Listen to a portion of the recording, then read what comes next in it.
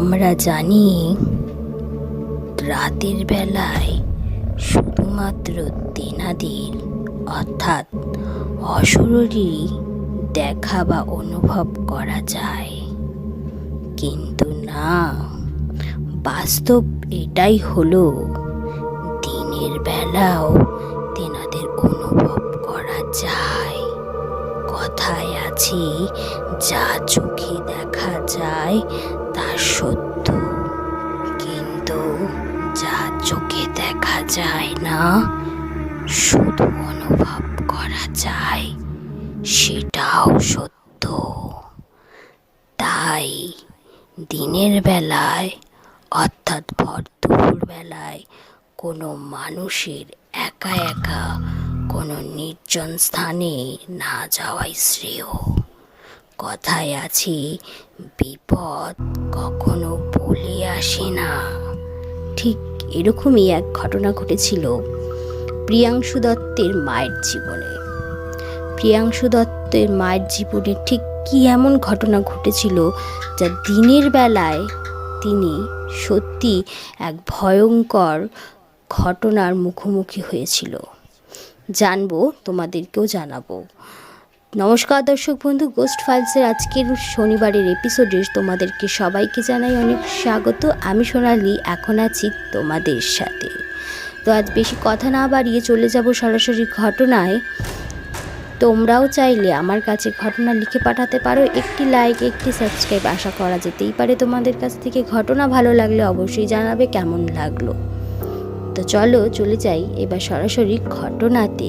প্রিয়াংশু দত্ত যেভাবে ঘটনাটি বর্ণনা করেছেন, আমি সেইভাবেই তোমাদের কাছে উপস্থাপনা করছি। ঘটনাটি আমার মায়ের কাছ থেকে শোনা। আমি আমার মায়ের হয়ে ঘটনাটি তোমাদের কাছে শেয়ার করছি। আমার বাড়ি ঝাড়গ্রাম। ঘটনাটি ঘটেছিল বহু বছর আগে, আর এই ঘটনাটি যখন ঘটে সেই সময়টা ছিল ঠিক বৈশাখ মাস।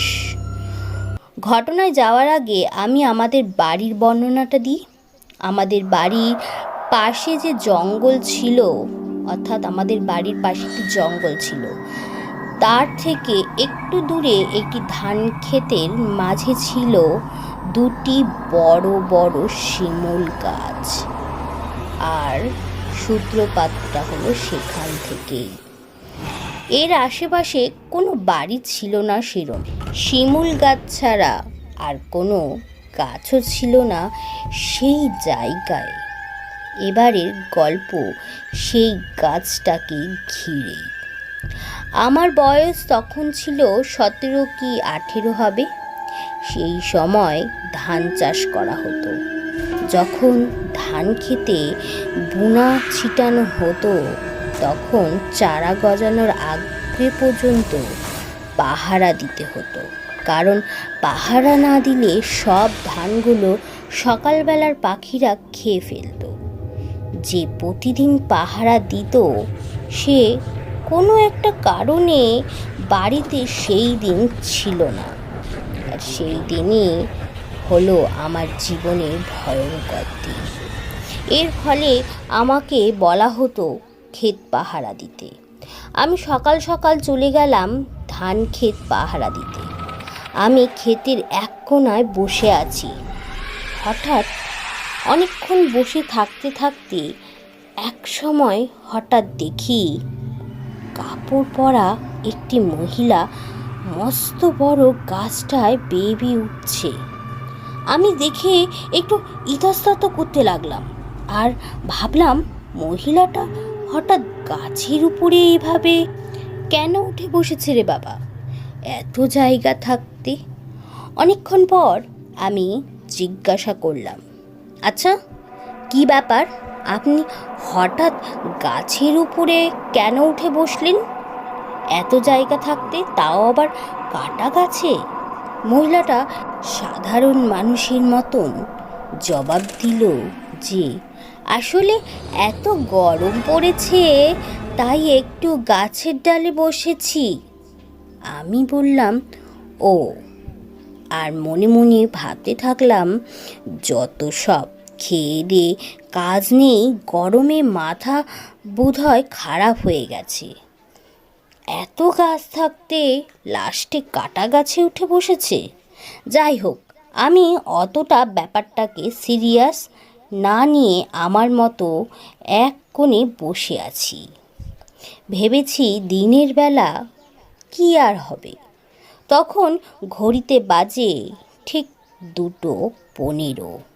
বসে থাকতে থাকতে হঠাৎ চোখে একটু ঘুম জড়িয়ে আসছিল। ঠিক সেই সময় মাথার উপরে কেউ যেন খুব নোংরা ফেলছে অনবরত। আমি বুঝতে পেরে রেগে গিয়ে বললাম, কি ব্যাপার? আপনি কি আপনার চোখের মাথা খেয়েছেন? দেখছেন একটা মানুষ নিচে বসে আছে, আক্কেল জ্ঞান সব গেছে নাকি? এই বলে ওপরে তাকাতেই দেখি ডালে কেউ নেই। কি হলো ব্যাপারটা? তাহলে আমি এতক্ষণ কার সাথে বকবক করছিলাম? এই বলে যেই চোখ নামিয়ে নিচে বসতে যাই, ঠিক তখনই দেখি আমার পিছনে, অর্থাৎ আমার পাশে বউটা বসে ঘুমোচ্ছে। আমি চমকে উঠি, এটা কি করে হলো? তৎক্ষণাৎ বউটাকে জিজ্ঞাসা করলাম, আপনি তো ওপরে ছিলেন তাই না? হঠাৎ আমার পাশে কি করে এলেন? তখন বউটা বলে, কেন, গাছ থেকে নেমে এলাম যে। যাই হোক, আমি চুপ হয়ে গেলাম তার কথা শুনে। আর কোনো কথা না বলে আমি আমার মতো ক্ষেত পাহারা দিতে লাগলাম। এইভাবে কেটে গেল প্রায় 30 মিনিট। ঠিক 30 মিনিট পর যেই আমি ঘুরে এলাম, হঠাৎ দেখি চোখের সামনে অস্বাভাবিকভাবে ওই মহিলা মস্ত বড় গাছটায় ছটছট করে বেয়ে উঠে চলেছে ক্রমাগত। আমি ভয় পেয়ে গেলাম যখন দেখলাম তার চুল গাছের উপর থেকে নিচ পর্যন্ত এতটাই লম্বা, আর সেই কাঁটাওয়ালা শিমুল গাছটায় বেয়ে বেয়ে উঠছে। কেননা এত বড় চুল কোনো মানুষের হতে পারে না, এবং কাঁটাওয়ালা গাছে কোনো মানুষের পক্ষে অনায়াসে ওঠার সম্ভাবনা। আমি তাড়াতাড়ি দৌড় দিয়ে বাড়ির দিকে আসতে থাকি, আর কাউকে কিছু না জানিয়ে ঘরে চুপচাপ বসে থাকি। আর সারাদিন ভাবতে ভাবতেই সময় কেটে গেল। এটা আমি কি দেখলাম? কি ছিল আমার ওই পেছনে? এই ভেবে যখনই আমি দৌড়াতে লাগলাম, তখনই জানি মনে হচ্ছিল কেউ আমার পেছন পেছন ধাওয়া করছে। ওই ভাবতে ভাবতেই হঠাৎই রাত হয়ে যায় চোখের নিমেষে। রাত হতেই খাবার খেয়ে যেই ঘরে ঘুমোতে যাই, তখন ঘড়িতে বাজে ঠিক 10টা। হঠাৎ দেখি এক মহিলা জানলা দিয়ে আমায় ডাকছে, আয় আয়, আয় না, আসবি না? ঠিক সেই সুরে সে কান্নাও করছে অঝরে। আয়, আসবি না? এই শুনতেই দেখি সেই মহিলা, মানে ওই শিমুল গাছের মহিলাটা, ভয়ঙ্কর চিৎকার দিয়ে উঠি। তারপর থেকে আমার ভয়ানক জ্বর হয়। আমি জ্বরে ভুগতে থাকি। এই করে 1 থেকে 1.5 মাস শরীর খারাপ থাকে আমার। তারপর আমার বাড়ির লোক গুনিনের সাহায্যে বুঝতে পারি যে কোনো অশরীরীর পাল্লায় আমি পড়েছিলাম, আর সেই অশরীরী আমাকে শেষ করার জন্য আমার পিছু নিয়েছে। আমাকে যা করে হোক তাবিজ কবজ দিয়ে ধনে প্রাণে বাঁচিয়ে রাখে আমার বাড়ির লোক। আর সেখান থেকে আমার বাড়ির বাইরে বেরোনো বন্ধ হয়ে যায়। তারপর মাসের পর মাস, বছরের পর বছর যখন কাটে, ধীরে ধীরে আমি আবার স্বাভাবিক ছন্দে ফিরি। কিন্তু আর যাই হোক, ওই দুপুরবেলায় আর আমি কোনো ক্ষেত বা জমি বা নির্জন জায়গায় একা একা পা রাখি না। এইভাবে আস্তে আস্তে আমার আর কোনো সমস্যা হয় না।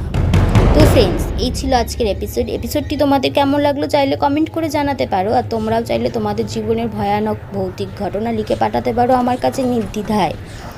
একটি লাইক, একটি সাবস্ক্রাইব আশা করতে পারি তোমাদের কাছ থেকে। ঘটনা যদি ভালো লাগে বা ঘটনার ভালো খারাপ যাই থাকুক না কেন সেটাও কমেন্ট করে জানাতে পারো। কোন ধরনের এপিসোড বা ঘটনা তোমরা শুনতে চাও সেটাও কমেন্ট করে আমাকে লিখে পাঠাতে পারো আমার কাছে। ততক্ষণে তোমরা তোমাদের ঘটনা বা এপিসোড আমার কাছে লিখে পাঠাও। আর আমি ফিরে আসছি নেক্সট এপিসোড নিয়ে আগামী মঙ্গলবার। Good night.